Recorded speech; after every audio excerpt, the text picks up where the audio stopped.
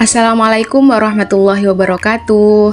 Halo teman-teman semua, selamat datang di video pembelajaran biologi. Pada kesempatan kali ini, kita akan belajar bersama tentang materi transport membran sel. Salah satu proses penting yang terjadi di dalam tubuh makhluk hidup. Yuk, siapkan catatan kalian dan pastikan menonton videonya sampai selesai ya. Sebelum materi dimulai, simak terlebih dahulu tujuan pembelajaran dari video ini. Pertama, peserta didik dapat menjelaskan konsep dasar transport membran sel. Kedua, peserta didik dapat menganalisis perbedaan antara transfer pasif dan transfer aktif. Ketiga, peserta didik dapat mengerjakan LKPD sebagai respon terhadap video animasi. Sekarang, coba pikirkan dulu hal ini. Mengapa air bisa masuk ke akar tumbuhan? Dan apa yang membuat glukosa masuk ke dalam sel? Ingin tahu jawabannya? Simak materi berikut ini. Setiap sel di tubuh kita dikelilingi oleh struktur tipis yang disebut membran sel. Membran sel tersusun atas fosfolipid bilayer, channel protein, peripheral protein, protein integral, kolesterol, alpha helic protein, dan globular protein. Membran ini berfungsi seperti pintu gerbang yang mengatur apa yang boleh masuk dan yang keluar dari sel. Apa itu transport membran sel? Transport artinya pemindahan. Dalam konteks ini, transport mengacu pada pergerakan zat-zat seperti air, karbon, oksigen, atau nutrisi melalui membran sel. Setiap detik, miliaran molekul bergerak masuk dan keluar dari sel. Proses ini disebut transfer membran sel. Tapi, tahukah kamu bahwa tidak semua zat masuk ke sel dengan cara yang sama? Transfer membran dibagi menjadi dua jenis utama, yaitu transfer pasif dan transfer aktif. Transfer pasif terjadi secara alami, yaitu zat mengalir dari tempat yang konsentrasinya tinggi ke tempat yang lebih rendah tanpa membutuhkan energi. Contohnya, oksigen masuk ke sel-sel tubuhmu hanya karena perbedaan konsentrasi.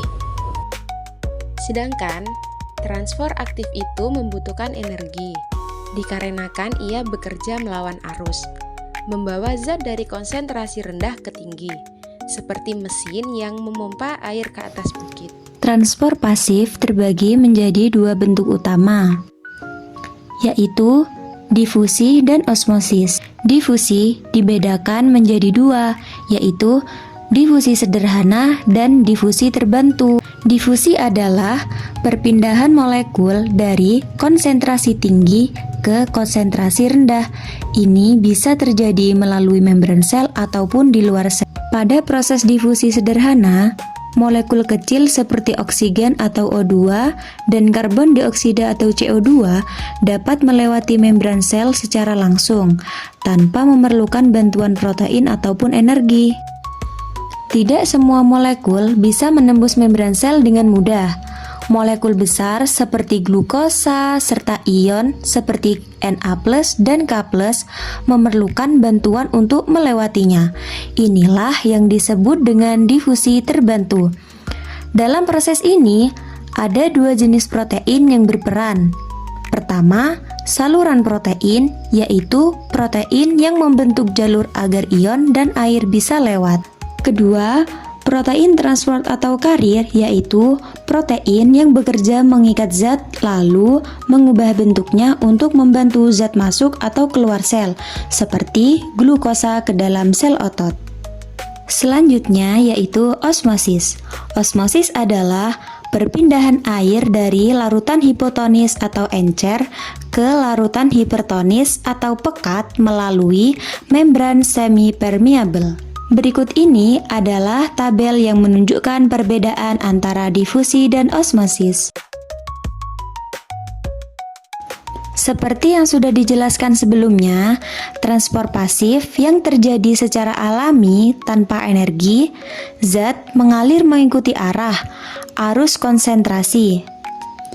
Tapi, bagaimana jika sel perlu memindahkan zat ke arah sebaliknya? Maka disinilah peran transport aktif.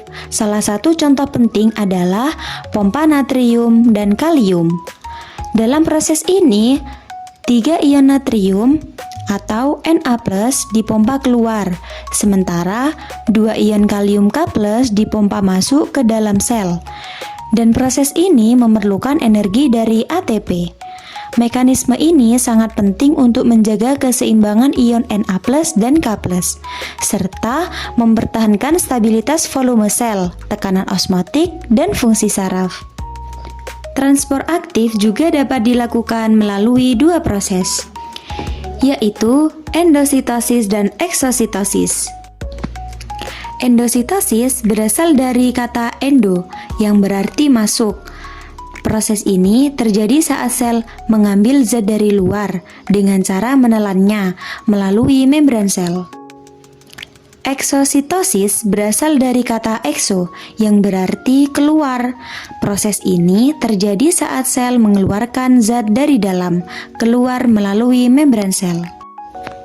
Berikut ini adalah tabel yang menunjukkan perbedaan antara transport pasif dan transport aktif. Itulah penjelasan materi yang bisa kami sampaikan pada video kali ini. Sebelum video ini berakhir, perkenalkan terlebih dahulu anggota kelompok kami, yaitu Ayul Farikoini, Ani Nur Maulida, Vina Nikmah Nadiroh, Nikmal Maula Al-Azali, Liaulan Naulah, dan Zidni Nur Rizki. Terima kasih, sampai jumpa di pembelajaran selanjutnya.